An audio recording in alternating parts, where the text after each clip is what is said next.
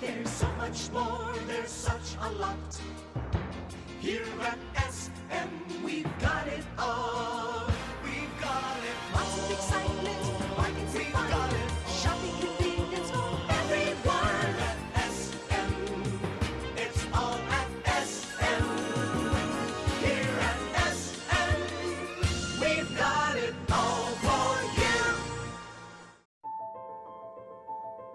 Araw-araw, milyon-milyon ang pumapasok sa SM. Pero minsan mo na bang tinanong, sino ang nagpatayo ng SM? Sino si Henry C? Paano nagsimula ang lahat sa isang batang halos walang-wala? Sa bawat mall na pinapasok mo, sa bawat SM na nakikita mo sa bawat syudad, may nakatagong kwento ng hirap, pag-asa, at isang pangarap na hinabol kahit gaano kahirap. Si Henry C ay pinanganak sa Xiamen, China noong taong 1924 mula sa isang pamilyang simpleng nambubuhay pero may pusong handang magsikap. Habang bata pa siya, ang kanyang ama ay nagtungo sa Pilipinas para maghanap ng oportunidad, umaasang maiangat ang kanilang pamilya. Si Henry C naman nanatili sa China kasama ang kanyang ina at mga kapatid, naghihintay, umaasa at nangangarap na balang araw ay suswertihin din sila. Noong taong 1936, 12 anyos lang si Henry C nang iwan niya ang China para sundan ng kanyang ama sa Maynila. Nakahawak lang siya ng isang maliit na bag, may kaunting damit at halos walang pera. Sa araw, tumutulong siya sa maliit na sari-sari store sa kanyang ama. Sa gabi naman, natutulog siya sa sahig, walang kama, walang unan. Pero ang pinakamahirap, hindi pera, kundi ang lungkot. Madalas siyang umiiyak sa ilalim ng maliit na mesa sa tindahan, nangungulila sa kanyang ina at mga kapatid. Nang dumating ang World War II, nasira ang kanilang tindahan, nawalan sila ng negosyo at halos wala silang makain. Hindi niya makalimutan ang panahong naglalakad siya ng ilang kilometro para lang makahanap ng murang bigas. Minsan, umaasa na lang siya sa isang pirasong tinapay sa buong maghapon. But instead of giving up, he rebuilt. Pagkatapos ng digmaan, nagsimula siyang muling buhayin ang sarili. Naghanap siya ng mga sirang sapatos, inayos at ibinenta.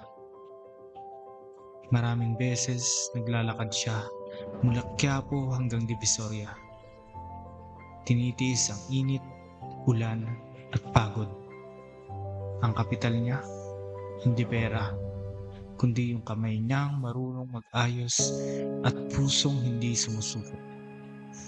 At noong taong 1958, sa maliit na pwesto sa Carriedo, isinilang ang Shoe Mart. Pero hindi nangangahulugang lahat ay naging madali. Nang gusto niyang palakihin ang SM, walang bangko ang naniwala sa kanya. Masyado yang maliit. Delikado ang retail business. Hindi ka magtatagumpay. Pero hindi siya nakinig. Para sa kanya, ang tunay na pagkatalo ay yung hindi mo na sinubukan. At nang sa wakas ay may nagbigay ng maliit na loan, sinimulan niya ang department store na magbabago sa Pilipinas. Noong taong 1985, ipinatayo niya ang SM North EDSA, ang kauna-unahang supermall sa bansa. Sa panahong bagsak ang ekonomiya at wala halos gustong mag-invest, sabi ng marami, Sinong pupunta yan? Malayo? Hindi magtatagal yan? but Henry C. said, Build it and people will come. at dumating nga sila. libo-libo araw-araw. Sa likod ng lahat ng mall, libo-libong empleyado at napakaraming negosyo. Isang bagay ang hindi nagbago kay Henry C. Simplicity. Hindi siya mahilig sa mamahaling gamit. Hindi siya mayabang at hindi niya ginamit ang kanyang tagumpay para manghamak. At palagi niyang sinasabing kapag may tiyaga, may nilaga. Ngayon, ang SM ay hindi na lang mall. Ito ay lugar kung saan lumalaki ang mga bata. Lugar kung saan namimili ang pamilya. Lugar kung saan nagkikita ang magkasintahan. Lugar kung saan nagkakaroon ng trabaho ang libo-libong Pilipino. Ang pangarap na nagsimula sa sirang sapatos, ngayon ay naging simbolo ng pag-asa. Kung iisipin mo, ang kwento ni Henry C. ay hindi lang tungkol sa negosyo. Ito ay kwento ng isang pusong kumapit sa pag-asa. Kahit maliit ang simula at kahit napakaraming pagsubok ang dumaan, sa Biblia may paalala ang Diyos. Zechariah 4 verse 10. Do not despise these small beginnings, for the Lord rejoices to see the work begin. Si Henry C. nagsimula sa halos wala. Isang batang walang pera, walang yaman, ngunit may sipag, may pangarap, at may pananampalataya na may magandang mangyayari. At gaya ng sinasabi ng Zechariah 4 verse 10, ang Diyos ay natutuwa kapag nagsisimula tayo. Kahit maliit, kahit mahirap, kahit hindi sigurado. Ang tagumpay ay hindi laging biglaan. Madalas dumarating ito sa maliit na hakbang mula sa paulit-ulit na pagsubok at mula sa puso na hindi sumusuko. Kung ikaw man ay nasa simula pa lang o pakiramdam mo mabagal ang proseso mo, alalahanin mo ang Diyos ay kasama mo sa bawat maliit na hakbang.